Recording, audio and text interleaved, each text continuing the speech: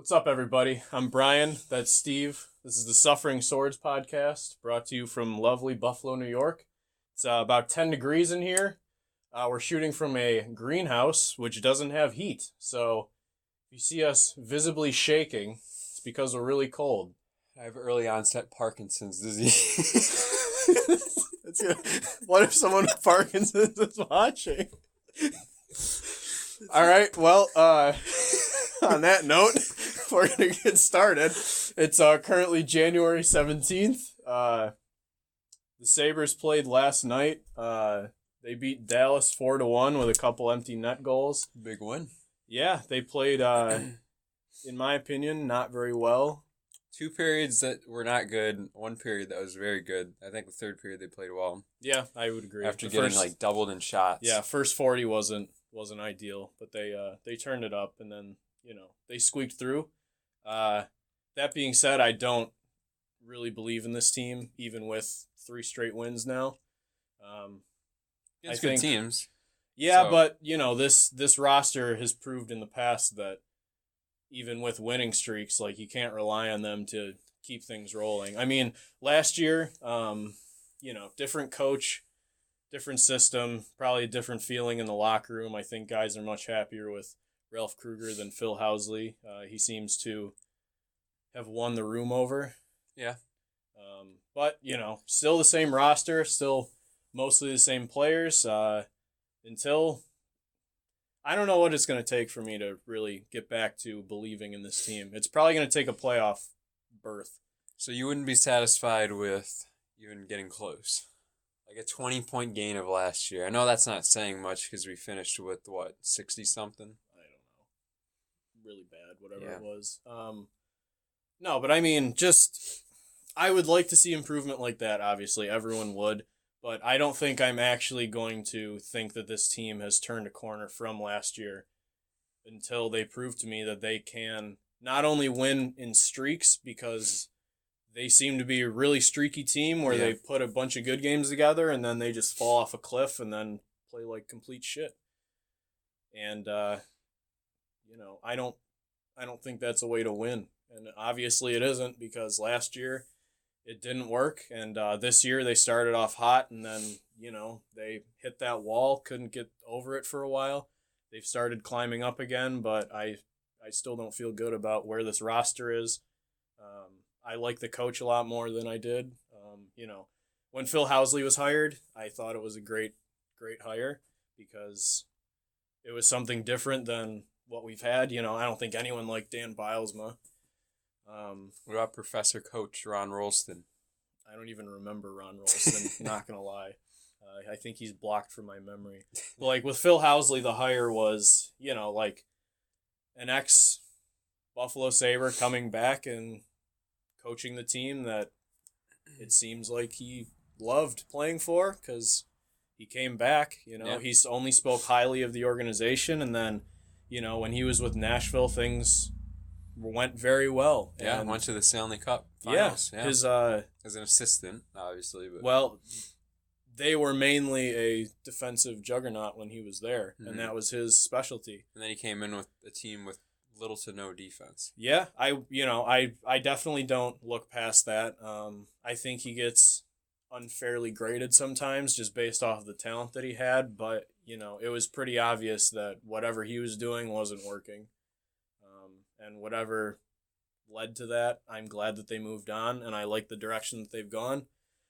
Kruger seems like, even if he's not the best coach with, the best system and, the highest hockey knowledge, I like having a guy in the organization that he's kind of hard to get mad at, because he sounds so just not friendly, but, he has a good personality for a fan base that has been through a decade of just the worst hockey that anyone in this city has ever seen. I can't think of, obviously I'm only 23, so I don't know what, the first years of the franchise were like, but this is a bad decade. this was it can't get worse. So one playoff appearance, I think, right? Philly. Yeah, one playoff appearance, no playoff wins. Games, but no playoff series wins. Yep. It doesn't get worse. It was bad. Yeah, Regier, when we started the rebuild, he said there's going to be a lot of pain and suffering, and he was right. I don't think he meant to this extent, but here we are. That's what happens when you go through, multiple GMs, some bad contracts, bad mistakes. Well, that's what happens when you go through multiple bad GMs. Yeah. Bad drafting. Bad drafting from bad GMs, bad hires from bad GMs, bad hires from what seemed to be pretty poor ownership at the moment. No, head of hockey operations. Yeah, that's a really big problem. Mm-hmm. I don't know if you remember Ted Black, but he was the last face of this franchise from a management standpoint, and that seemed like up to the point that he left.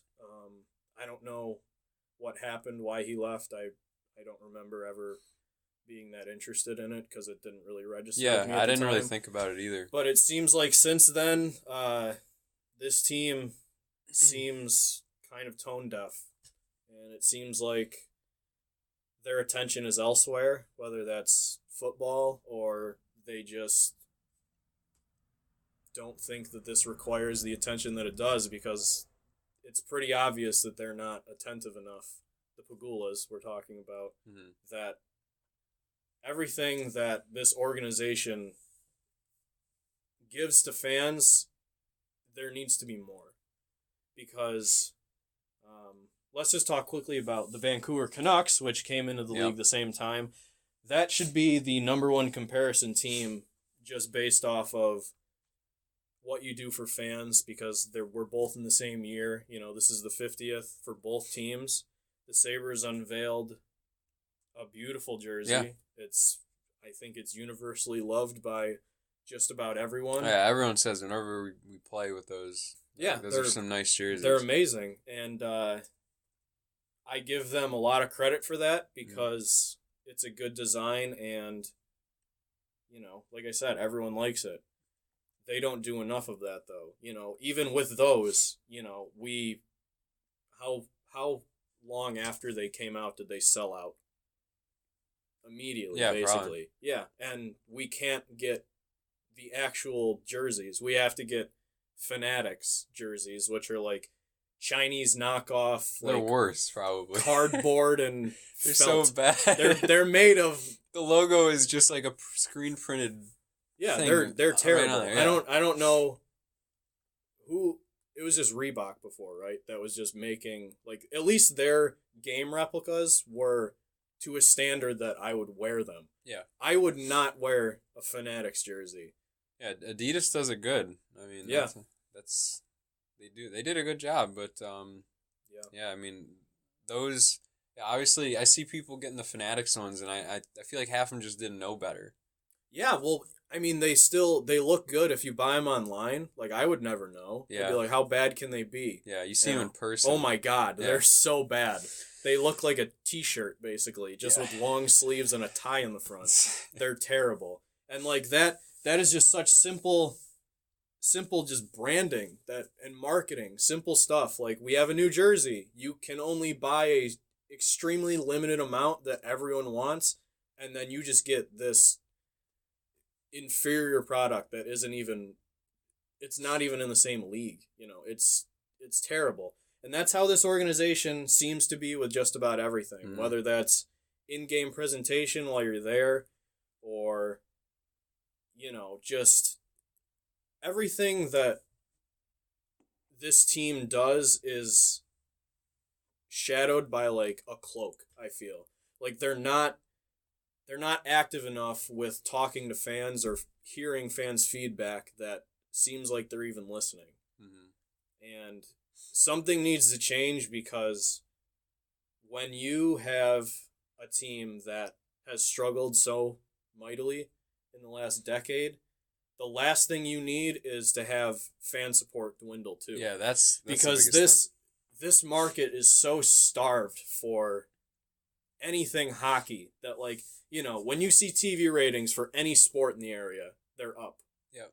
And they're like, we're at the top of the Buffalo, list yeah. on everything. Buffalo loves sports. That's a very well-known thing. That's kind of what we're known for. It's chicken wings and hockey and football. Yep.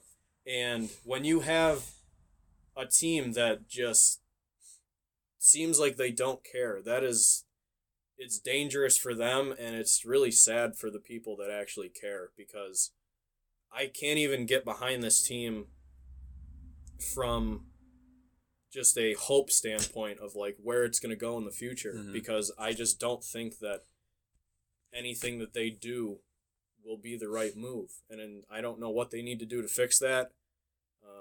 They need to get someone in here that really that listens to people and that gets the word out that, like, hey, we hear you. Like, we want to do better, and because right now we're not getting any of that. Yeah. It's radio silence from the ownership. The general manager sounds like the dumbest man alive when he goes on, like, press conferences.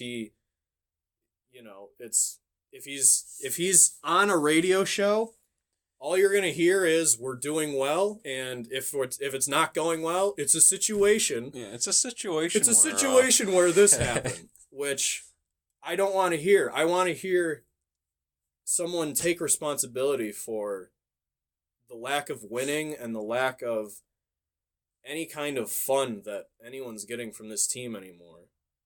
It's really sad, because I don't even like going to games anymore, to be honest. If I can find $15 tickets, I'll go, but I'm not going to pay, market value for a ticket, because going to the games, you can't watch anything on the ice because it's just not, it's bad hockey. Well, it has been anyway. It's not enjoyable to watch. Like, if Eichel's not on the ice and if Dahlin isn't having a good game, it's like, what am I even doing here? It's just a waste of money. And then, intermission, like, that's an entirely different podcast episode talking about DJ Milk and talking about everything that the team tries to do to keep people interested there, because it seems like they're pandering to the casual fan. Yep.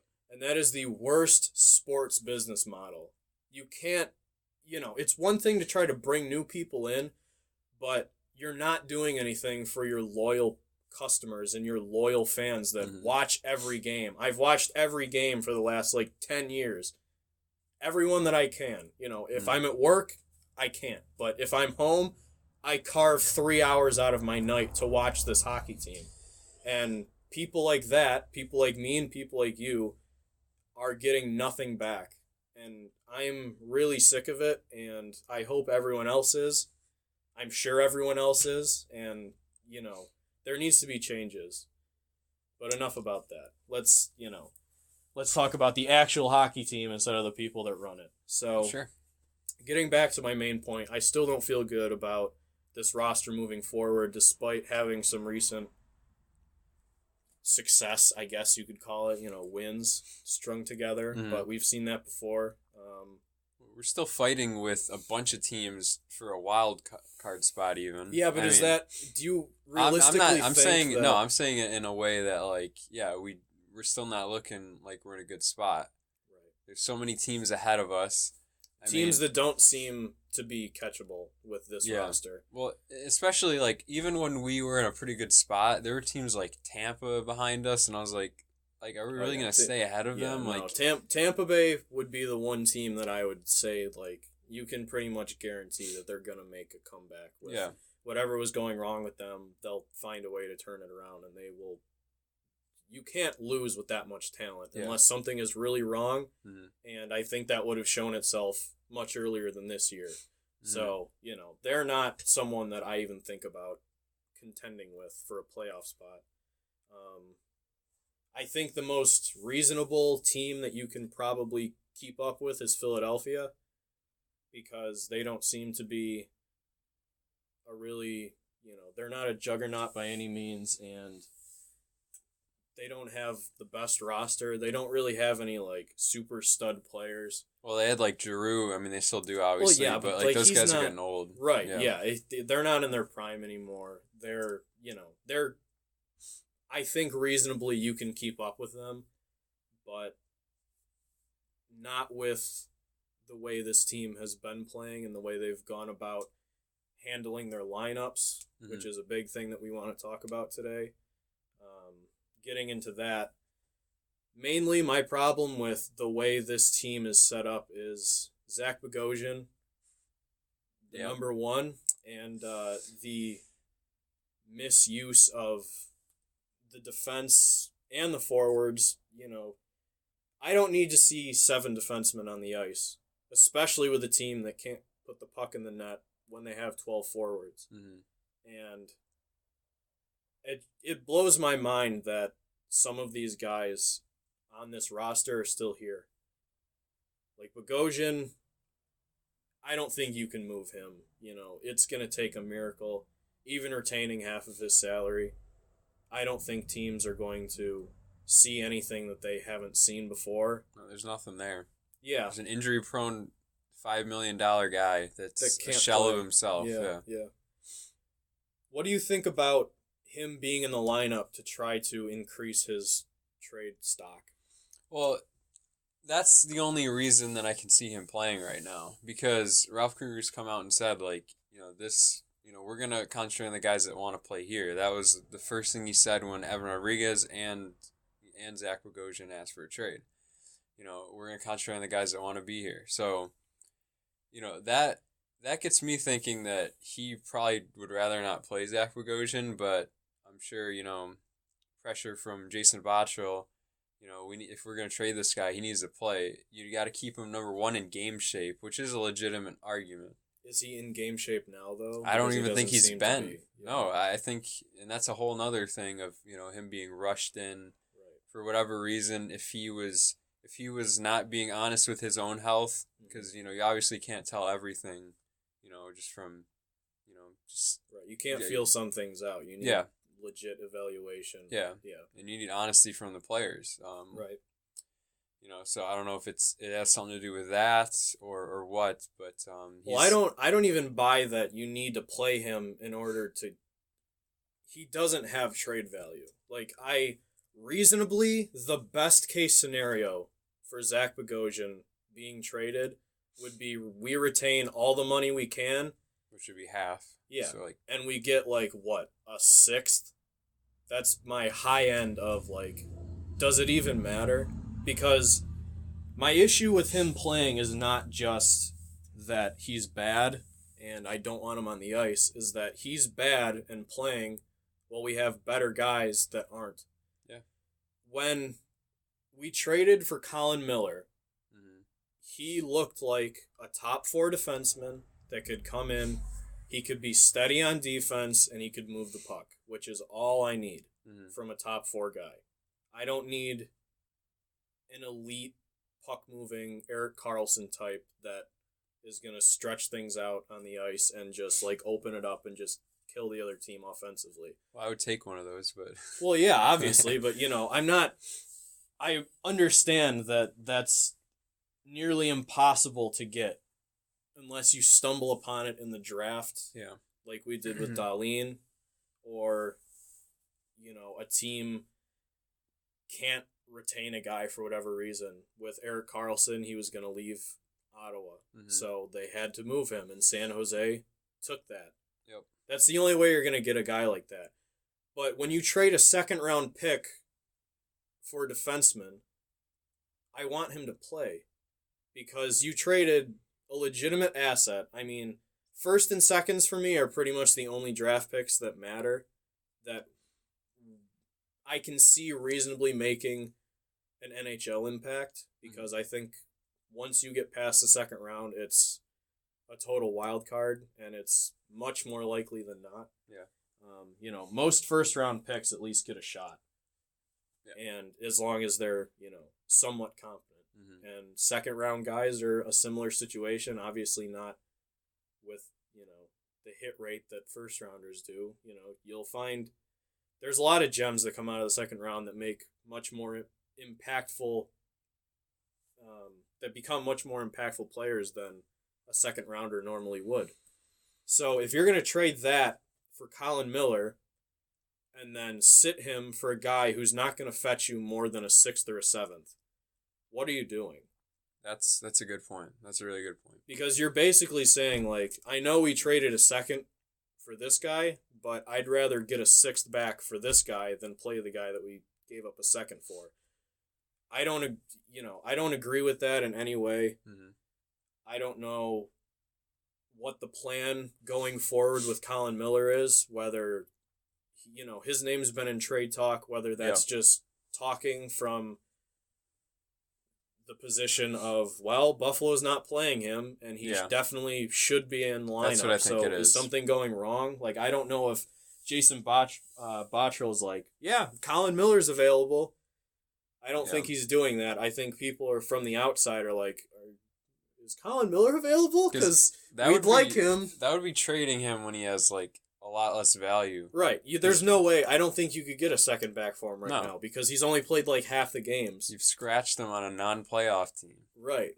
So. And that looks bad, but I don't put much stock into that because NHL pro scouts, if you have a pro scout that looks at a guy and says, well, he's not playing for this team, we're not going to go for him.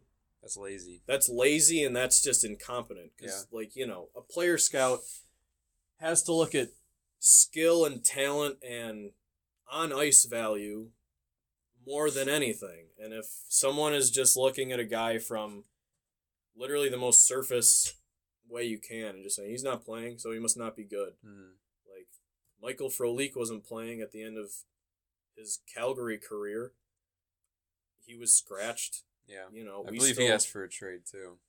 Yeah, and so, he waived his no trade to come here. So say God with that what him. you will. Yeah, that was a mistake. Yeah, I'm pretty much 100% positive if he did not have an expiring contract, he would have not have done that. Like if he had like 2 or 3 years left, he's like, I'm not going to Buffalo. He's like, I got a few months. Whatever.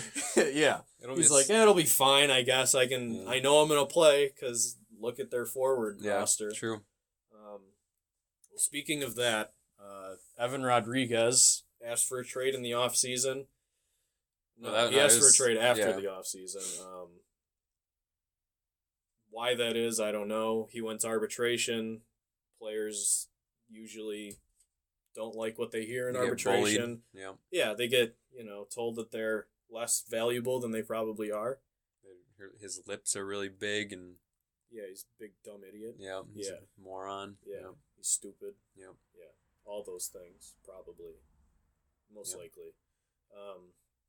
But whether the issues with the organization started from whatever happened in arbitration, or he came into camp and he didn't have a good training camp. Well, obviously he didn't have a good training camp because he wasn't on the starting roster, which. When you look at him last year, he was a legit third-line center. Yeah, he was a lock. Yeah, he was yeah, I mean, everything that I saw I liked. Everyone wanted him extended multiple years at a reasonable price. Right, and then for whatever reason, they didn't come to terms on that. Whatever happened in the offseason. He started the year not playing, and he got into the lineup. He didn't look good, and things took a turn for the worst or boiled over, and he wants out. And he's been in the lineup recently, and I think he's come around much more than he did in the beginning of the year. He's not back to 2019, but he's, starting to get there. Oh, yeah, he's getting playing time.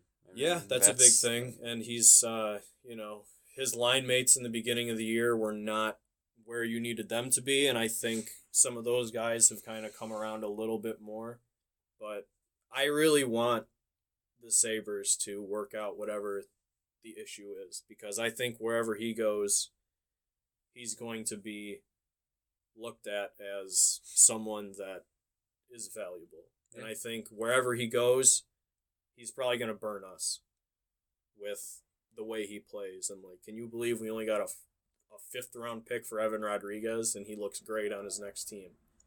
Because his advanced stats from last year looked good. His eye test looked good. Whichever way on that spectrum people lean, I think they were in agreement that, he checks out in both ways. And whatever happened this year, the Sabres lost a really good middle six center. And he lost the right to play for a while, and he didn't even have it to start. Right. Well, he was kind of the odd man out, and what I don't know if he was, though, because he just wasn't. It was like 10 games in, and he still didn't get a game. He was scratched he was scratched from the beginning. Right, but he still lost that right. It's not like Kruger came in and was like, "Wow, Evan Rodriguez, I don't like that last name," so he just decided to change him. I don't know. Regardless of why he's out, I want him back in, like he has been, and he's been turning it around, and I just really hope that they can work something out with him, because I think that would be a big loss, and it would be a big mistake. And that's all I have to say about Evan Rodriguez, because it scares me to think that he'll go somewhere, and most likely will be impactful for them. And I can't keep having guys leaving and making impacts for other teams. And I can't keep having guys come in that were making impacts and not making an impact on this team. Like that Jimmy seems Vesey. to happen a lot. Yeah, and Colin Miller to this point, because he's just not playing. And I don't think that's his problem. That's the Sabres' problem, because they have just a logjam on defense, and they need to figure something out. Yep. And Marco Scandella getting moved was a start, but you still have Jake McCabe in. You still have Zach Bogosian in. Lawrence Pilot finally, thankfully, is up. Mm-hmm. And you still have guys in Rochester that I think could easily crack an NHL roster. John Gilmore, especially, when he was up, I loved his game for the role he was playing. He was a last pair puck-moving, offensive-minded defenseman, and he played that wonderfully. He would jump up in the play. He's an amazing skater. He's a good passer, and he's not a disaster in the defensive zone.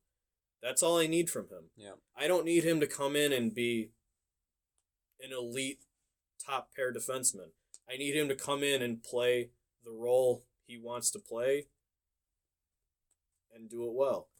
And he was. And I think he does his role a lot better than Jake McCabe does his role, which I don't think he's suited for, which would be probably a top to middle pair defenseman on this team for some reason. Yeah, that's what they seem to want him in. Yeah, him and Ristolainen are a terrible combination. Well, they're getting away from that. And thankfully, recently, maybe that's why they've been better. Yeah. That and many other reasons. Probably bringing up Lawrence Pilot helps. Yep. But, when you play Ristolainen and McCabe top-line minutes, and you have Dahlin and Jokiharju and Montour playing less minutes than those two, that's a big problem. Yeah. Montour coming back seems to be what kind of changed all that. I think in the beginning, it was still probably McCabe, Risto. Yeah. But, and rightly so. Montour has been, it's him and Jokiharju as my two best defensemen this year. Yeah, overall, consistently, yeah. Obviously, Dahlin had that dry spell. Yeah, Dahlin started the year well. He took a huge dip. He got injured. He came back, and he's figured it out. And he looks like the Dahlin we expect him to be. Mm-hmm. So when you have those three guys playing less minutes than Jake McCabe, and you have John Gilmore in the AHL, and you have even Will Borgen in the AHL. Yeah, Will Borgen is another name. I think 23 years old, I believe, now. So, you want to get him a shot soon. Several seasons in the AHL already, yeah. And he looks competent, and I think you need to give him a shot, because if you don't give him a shot, then you run into what we have with Justin Bailey and Nick Baptiste, where they were just in limbo for, when guys that are in the AHL and doing well come up when they're 24, I feel like that's too late to really tell. Because, when guys are 22 and 23 and they're doing well in the AHL and you call them up, then that's when you should find out the kind of player they are. You shouldn't have a 24 or 25-year-old you know nothing about in the NHL. Yeah, and they're still moldable when they're younger too. Right. And you need to, get a gauge on these guys and let them know what they need to fix or work on, or if they're doing a great job, reward them. Yeah. Because the guys that are up here, I don't think should be, with especially 19 and 4 being the two main ones, and I think guys in Rochester should be up here. And I'm sure guys in the NHL see that and they're like, well, they're not even playing our best players right now. Like, what is this team really trying to accomplish? Well, and I know obviously the logjam on defense is well known, but I'm sure, because everyone's saying, what is Bottrell doing? I know you're saying that a lot. Yeah. And one of my excuses for him is he probably thought there'd be more injuries on the defensive core. Because we have been really, other than Montour starting without him, and then Dahlin's concussion, which wasn't too long, it's been really healthy blue line. I don't think they could bank on Ristolainen coming back to start the year either, because there was a lot of talk in the offseason about him not coming back. Yeah, because he has, it's not confirmed, but there were rumblings that he wanted out, and they brought him back, and he's been kind of reborn with depending on who he plays with and how much he plays. Right. I think how much he plays is big. They shaved 5 minutes, 6 minutes off his time because he was getting like 26, 27 minutes. Right. It was like all these like insane D-men, like this guy, and Risto are the top. It's like, right. What? And Ristolainen was he up there with Ryan? I don't think Suter? I can do this. Why is he up there with like Ryan Suter and all these other like well-known like elite defensemen? Yeah, they were using him as just their number one workhorse. And he just proved, like, fuck me, I'm so fucking tired. He's like, I'm too heavy for this shit. He's like, I don't run, I just lift weights. It's like, you need to work on your cardio, and he's like fucking flipping tires and what shit. What is that? He's like, I don't even know what that means. He's like, there's no word for that in He's Finland. Pulling trailers and like, what?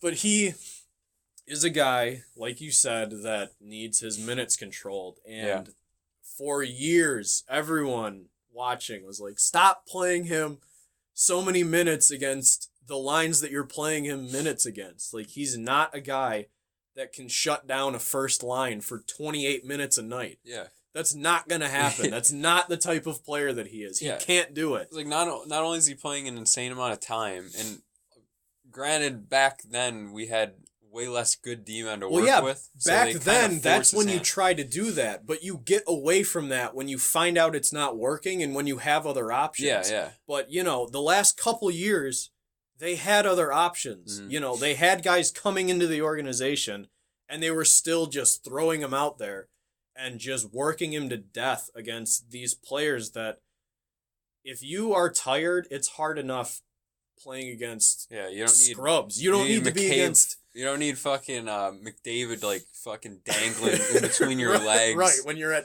minute 28 of the game and there's still 8 minutes to go in the third period. Yeah. That's not... Need fucking oxygen tanks on the fucking bench for him, basically. Right, yeah, he's, and I'm glad they're getting away from that. Yep. And they need to continue with the changes that they've been making. I think... New Year's resolution, stop playing Rasmus Ristolainen and Jake McCabe the highest minutes on the team. It seems to be like the turned it around, point, yeah. And I mean, that's such a simple fix, but it has worked so far. Mm-hmm. And they need to continue making lineup adjustments like that because, to start the year, there were... I don't know if I agreed with any of the lines. They were kind of tough. I mean, Larson with Okposo and Gergensons has worked really well, but I don't want Gergensons on this team anymore. I think he's the replaceable guy. Yeah, he's the weakest link. Yeah, I think with what he does, you can bring someone in that's going to add more offense and do the same thing. You know, he's not some incredible defensive winger that, like, controls play in your defensive zone and shuts people down. He's just a guy that runs around, hits, and then tries to stick handle and can't. Like, that's his He tries role. hard. He's an effort guy, but there's so many other effort guys. Like Curtis Lazard. Yeah. When you brought him up, you didn't expect anything from him because he didn't show anything with Ottawa or Calgary that would make you think that he could change his game enough where he would be a reliable any kind of player in the NHL. You know, he was drafted as a skill guy and it didn't work out. Mm-hmm. And he changed his game and he came here and he worked. And he's, you know, all the work that he put in has obviously shown because he has been probably our best third and fourth line player since he came up. And he's the same player as Gergensons, except he can score. So it's not that hard to find effort guys that you might hit on. Yeah, you can sign them for $700K league minimum, apparently, in free agency. Two-way deal, you know, just... Well, if he's not good in the NHL, send him back down and he'll be an AHL guy. Yeah. I don't think you need to bring back Gergensons because you know what he is. It's time to give guys that you don't know. Yeah, because you know what you're getting. And I want to bring guys in that I haven't seen. Mm-hmm. And I want to bring guys in and give them a chance because Gergensons is, I suppose, an NHL player. He's... You know, wherever he goes, once his tenure with Buffalo is over, it's going to be on an NHL team. At least for the short term. What that turns into, as of right now, he's an NHL talent, but I don't need him anymore. Mm-hmm. Like, he's fine. But you can get that type of player and have them be more than fine for the role they're playing. Yeah. And that's my problem with that he just... Botterill has brought back guys that I don't think you need to bring back, and the guys that he has brought in, he's not playing. And it all comes back to that you're just, all the assets that you're bringing in, and all the depth that you have on defense, and all these forward signings, and all the young guys coming in like Tage Thompson, and Casey Middlestat, and even Dylan Cousins, you're not using the right ones, and you're still rolling out the same people over and over and over again that we've seen so much of. Mm-hmm. We know what they are. Just give other guys a chance because the ones you're playing aren't good enough. And it's time to move on. And that's my huge problem with Jason Botterill is that looking at last year, yeah, we had an awesome winning streak, and that was the most fun we've had as a fan base for the last decade because we finally thought they turned a corner. Yep. And then they go into this monumental collapse the rest of the season. And the only guy that's off the roster is Jason Pominville. Who should have probably stayed. And that's inexcusable because you cannot look at this roster and think that they're good enough to be more than what they are right now, which is just a fringe playoff team. You need to change guys around and you need to move guys out and bring new ones in. Mm-hmm. There's not roster turnover from last year to this year. And that's inexcusable. Tim Murray basically lost his job because of his inaction. Yeah. And then we're seeing the exact same thing from Jason Botterill because, let's be honest, since the O'Reilly trade, he's gun-shy. And I think that's for a good reason because he got fleeced. Mm-hmm. That's probably the worst trade in the last 20 years in the NHL, if not the worst ever. Because I can't think of another player that has been moved for peanuts and then won the Stanley Cup as one of their most valuable guys. Arguably their most valuable forward. And it's obviously unfortunate how that trade turned out because, I mean, it didn't look that bad on surface level. And yes, it did. How did it not? You got two cap dumps. Patrick Berglund was not going to come in and be. Well, we had to. They couldn't take it had to be kind of like that because they couldn't just take O'Reilly's $7.5 million contract. They had... So then keep O'Reilly if you're going to do that. Or find another team. Ryan O'Reilly is a precious commodity. You don't find 1/2 two-line centers in the league available. Ever. Or very rarely. Especially not to the caliber that he was. If you're going to get 2 cap dumps, an iffy prospect, and then nothing draft picks as of right now, because, I mean, Ryan Johnson looks like a player, but, you know, we'll see him in 4 years. Yeah. That doesn't move the needle at all. He's actually disappointed, too, Ryan Johnson. Not to get too far into that, but he's dropped off people's prospect list. I know it's early. That's probably because he got drafted to the Sabres. Well, there goes his career. We're not even going to invest anything in him. But Botterill is gun-shy because he made an atrocious trade. But you can't just sit on your hands with an NHL roster that isn't good enough, and you don't have any pieces coming in that can help. What does he have to trade right now? He doesn't have anything, but that's his doing.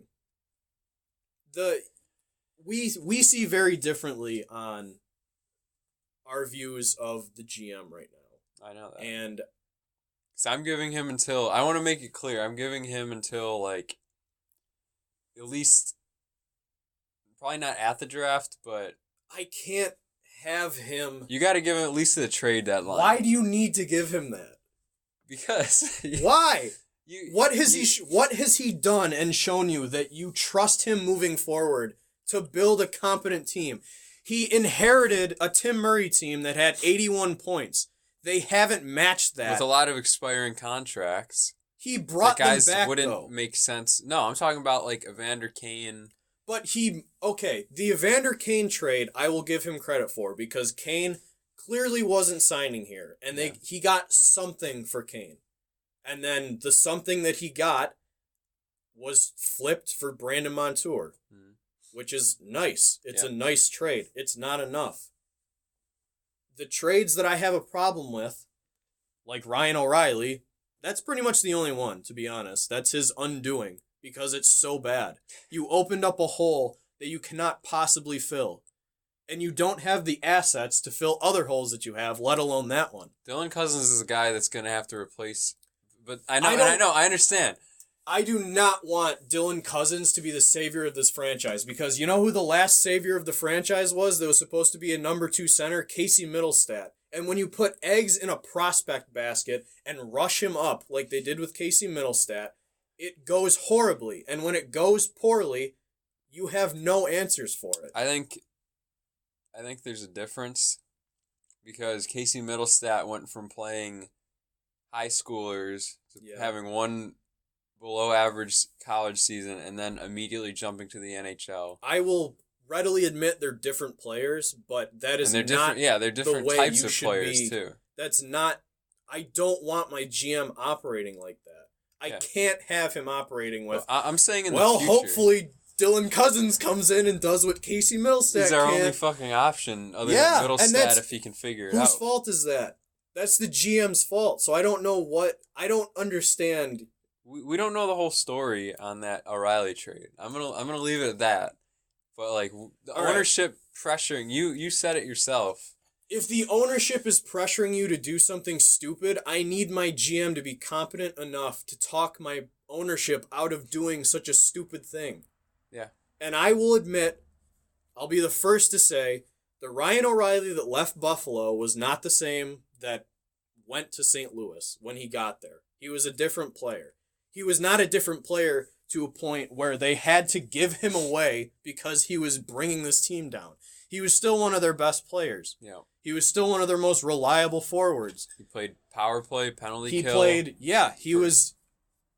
had all the tools that you needed, and he played it. You know, I don't know if he did enough for what we needed him to do, or if that was the team around him. I never had complaints with O'Reilly. Yeah, the only complaints he was so hard on himself. Yeah, that was the only complaint I It was had. like- That was like he was a terrible locker room interview because everything that he said was just like self-deprecating. Yeah, it was like, kind of Jesus, sad, dude. Like, cheer up. And It's then like, O'Reilly, you had 6 points tonight. Yeah, man, I just didn't do enough, man. It's I like, needed dude, 7. chill. I needed 7, Yeah. man. Yeah, if Robin Leonard could stop a shootout goal, maybe 6 points would have been enough. But I didn't get that 7th, so it went to overtime. We couldn't get it done because we had 2 defensemen out there most of the overtime.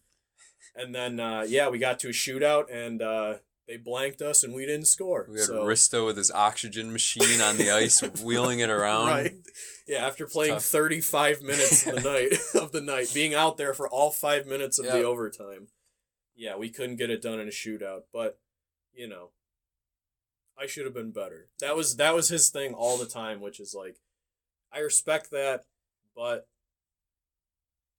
I don't even know if I have a problem with that specifically, because what else are you supposed to say in a post-game interview?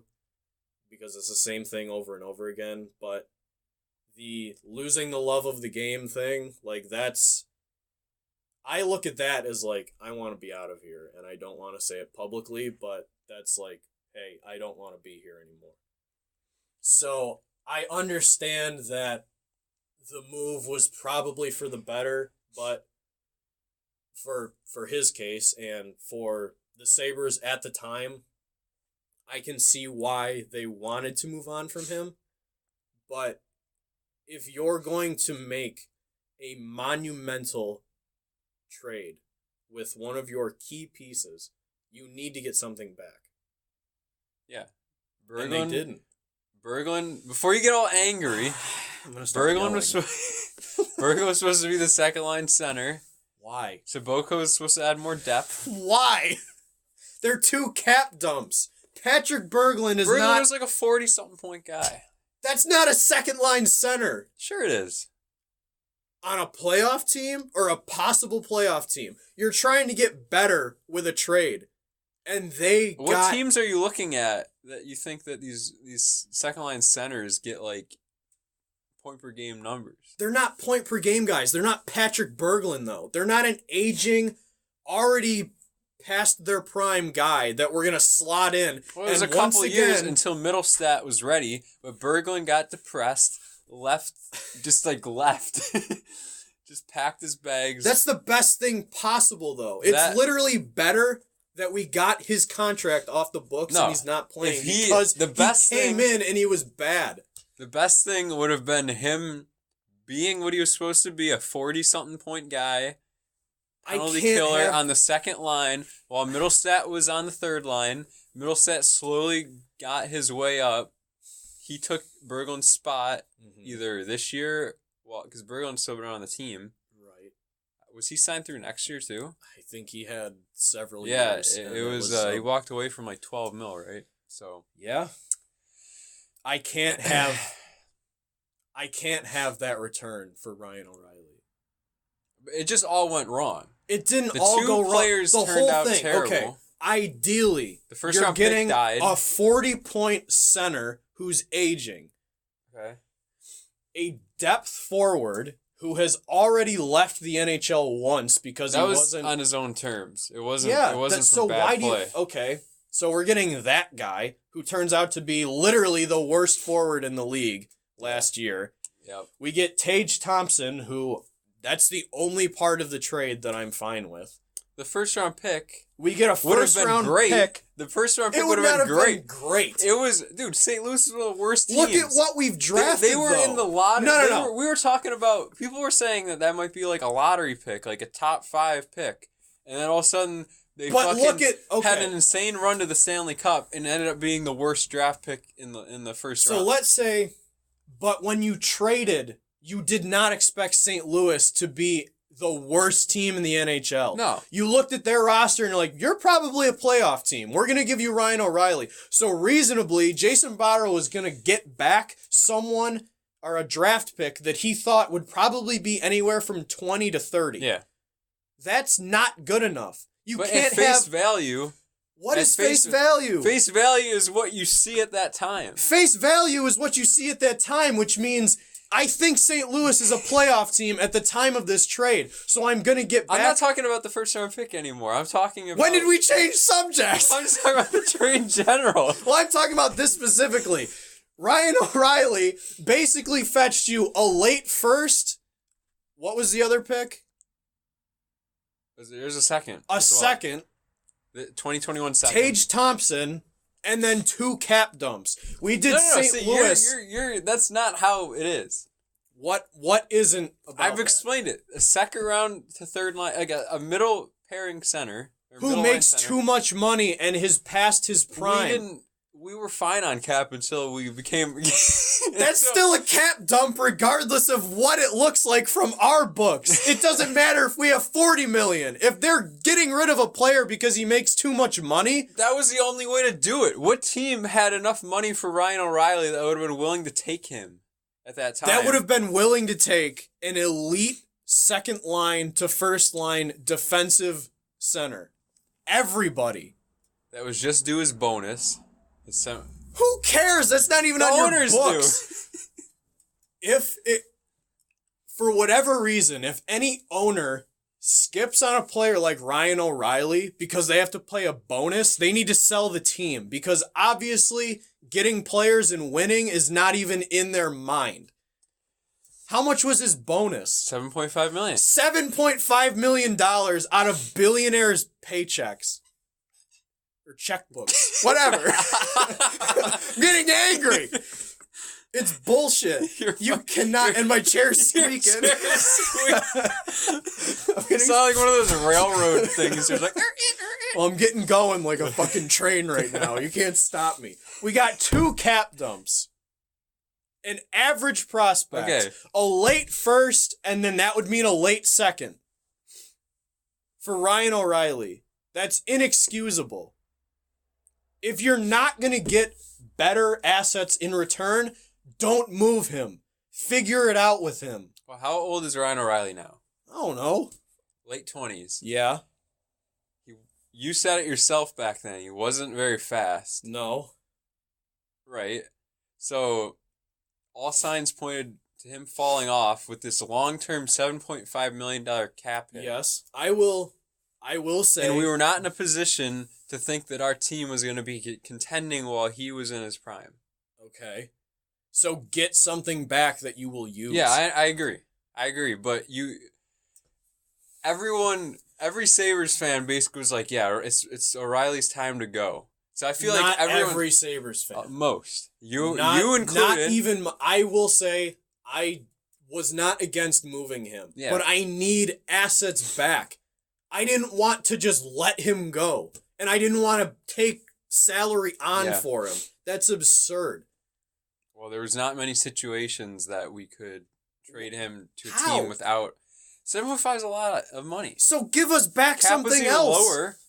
Yeah. Yeah. Okay. There's a lot of ways to move. How many people worth around $7 million are just like on the trade block? At least one. That are not like Bobby fucking Ryan or like whatever.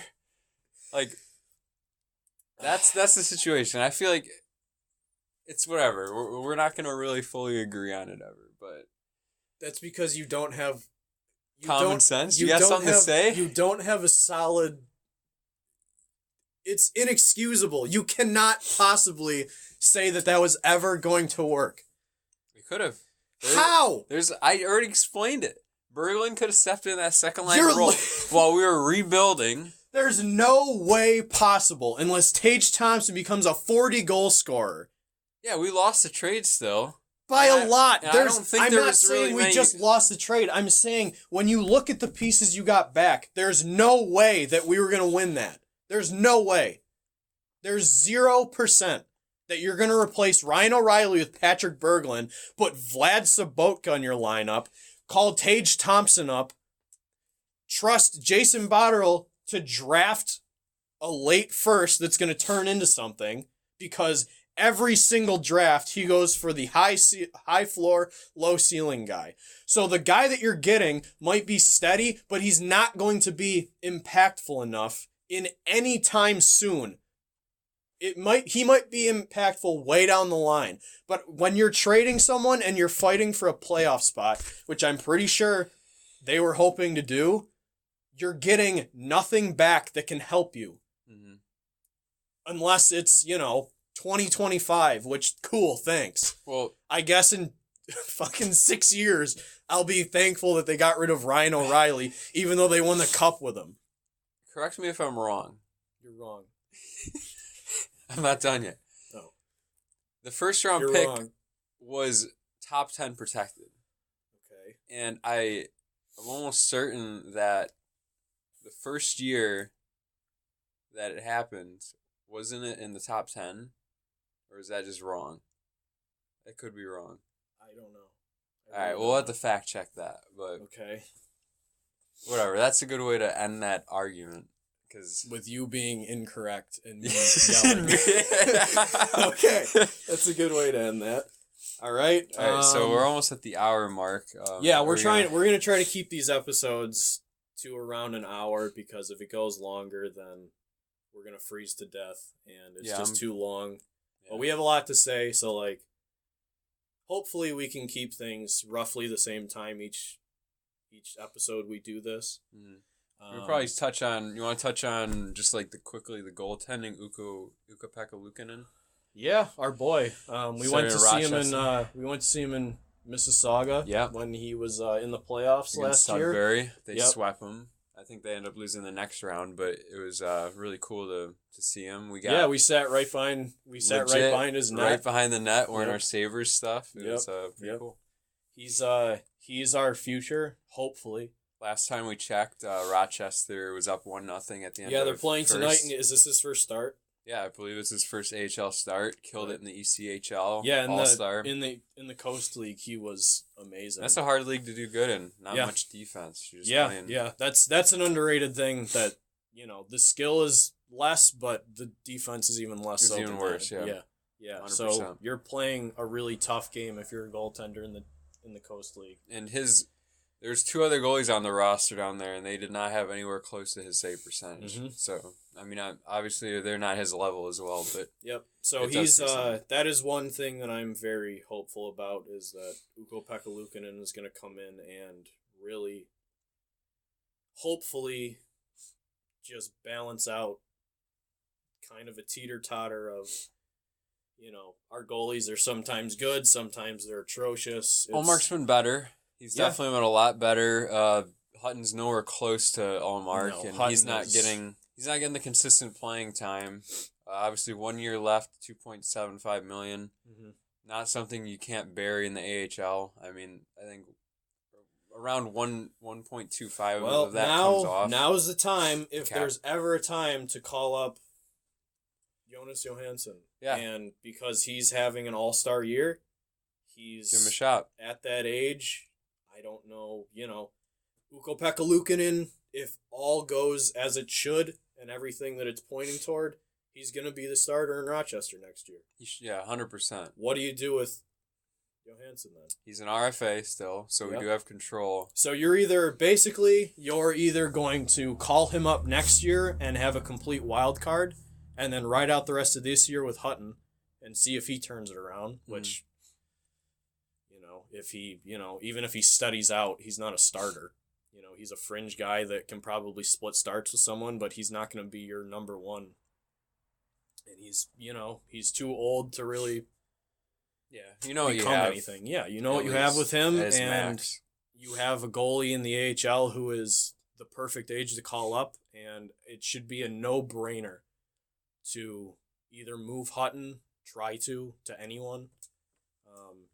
I'm sure people are always looking for veteran backup goalies that can at least come in and maybe win you some games, even if it's just mainly a locker room thing. Because everything that I've heard, everyone loves Hutton.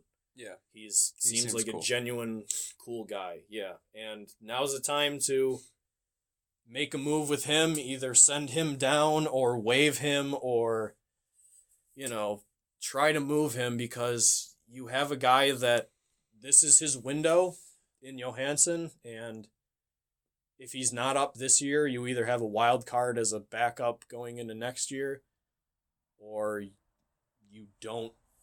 You might move him. I don't know, or he's going to be a backup to Ukko-Pekka Luukkonen, or he's going to split starts, which I don't want. I need Ukko-Pekka Luukkonen because everything points to him being the future of the net for the Sabres. Yeah. I need him playing as much as possible. Well, this is what I see happening. Well, we seem patient, easing guys in, whatever. Obviously, starting the ECHL isn't super, common. Yeah. So, for a guy of his caliber, right? I see this and I know you're talking about moving Hutton and all that. I think Ullmark and Hutton start up top. I think you re-sign Johansson, and you have Ukko-Pekka Luukkonen. Both of them, I know you're talking about you don't want them splitting, but I think they kind of get eased in. If Hutton and or Ullmark struggle in the beginning, signs point to Hutton. And we obviously would have to re-sign Ullmark as well, because I believe he only got a 1-year contract. Yeah. So I think you see what happens. Hutton, easily pretty variable. I mean, almost half of his contract. We have a lot of contracts going off the books. I don't think we're going to be in salary cap trouble at all next season. We shouldn't be unless he makes just another cap dump for a fourth or something. Yeah. Anyways, that's another story. But I think you see what's going on, and then Johansson gets his chance in the NHL. During an injury or something like that. Ukko just gets a ton of starts in Rochester. That's I don't want it to have to come to that, though, because it lines up literally perfectly. You have a guy who's older, struggling up here, who's not in your future plans. Well, he shouldn't be. And you have a guy in the AHL who's young, coming into his prime. Yeah, 24 through 26 is usually when goalies get their chance. And flip those, see what happens. Because I don't think at this rate you're going to make the playoffs. I think most people aren't expecting a playoff berth at this point. But what do you do if Hutton gets claimed somehow and then bye. Johansson sucks? Then call up Hammond. Yeah, I guess so. He's scratched tonight, I believe. I'm not worried on this team about my backup goalie play. If we're going to ride Ullmark the way we have, where we basically have one goalie now anyway because Hutton's gotten like one start in the last 20 games. And it went very poorly. And it went like shit, like it always seems to with him. He seems, whether he's snake bitten or unlucky or just flat out bad, he doesn't. Every game that he's in, you're like, what the fuck was that? Another 5 or 6 goals. Yeah, and half of them go off of his own player or, like, hit the Jumbotron and off his head and in or some stupid shit like that. Like, all the awful bounces, like, are on him. But, he has shown previously that this is who he is. He's a guy that can be really good, a guy that can be really bad. I don't need to see him anymore. It lines up perfectly. Just call up the young guy because this is the only chance you really have without getting any sort of... There's no repercussions for it. And in all fairness, you could always just clear up one of the other scratches that we have, one of the forward or defense scratches, and then call up Johansson and then scratch Hutton. I don't want 3 goalies. Well, just to see, I don't know. I mean, I'm just saying it's not an extreme where you need to get rid of one of the goalies. He's shown enough in the AHL this year that I can comfortably call him up and then give him a shot the rest of the year. Yeah. He's not going to submarine your 80-point pace, and even if he does, who cares? Yeah, goalies come up all the time and do better than what they're doing down look at, the other AHL goalie, Hammond. The Hamburglar came out of nowhere in Ottawa. Jordan Binghamton. Yeah. He's a big... goalies are the biggest wild card, so if it's not working for you, you should try new things. Yep, and it's not working, and everything lines up perfectly right now to if Luukkonen takes the AHL in stride, he can start the rest of this year. Yep. If he can handle it, give him all the games you want. Whatever happens to Hutton, I wish him the best. He seems like a nice guy. He's not very good at ping pong. But no. Better than Gergensons. Well, yeah, Ferguson's is kind of cockeyed, so it's hard to see the ball when you look like that. Yeah. He has a big nose, too. Well, his nose has been broken, so there's like a giant bump. Yeah, it's probably just like blocking his eyesight, Yeah, he can't even see the ball. Yeah. Yeah. The puck is bigger, so that's the only reason. Well, I don't even know if he can see that. Yeah. The way he plays sometimes. All right, we're going to wrap it up because it's like 30 degrees in here. Yeah. I'm shivering, and I have been for like a half an hour. Oh, yeah. I didn't even think you were showing it, so I must be really showing it because I'm, you know, I don't mess think, over here. I don't think your hands have left your hoodie pocket. No, I need them here. My fingers would have been falling off. Thanks, everyone, for watching. Please follow us. If you liked it and you think someone else would, let them know about it. We would appreciate any and all sharing. Yeah. We can always, if enough people send us questions, or if you have any questions to ask that you want us to answer, go for it. Yeah. Because we can always use more content to talk about. Yeah. So thanks, everyone, for watching, and we'll see you next time.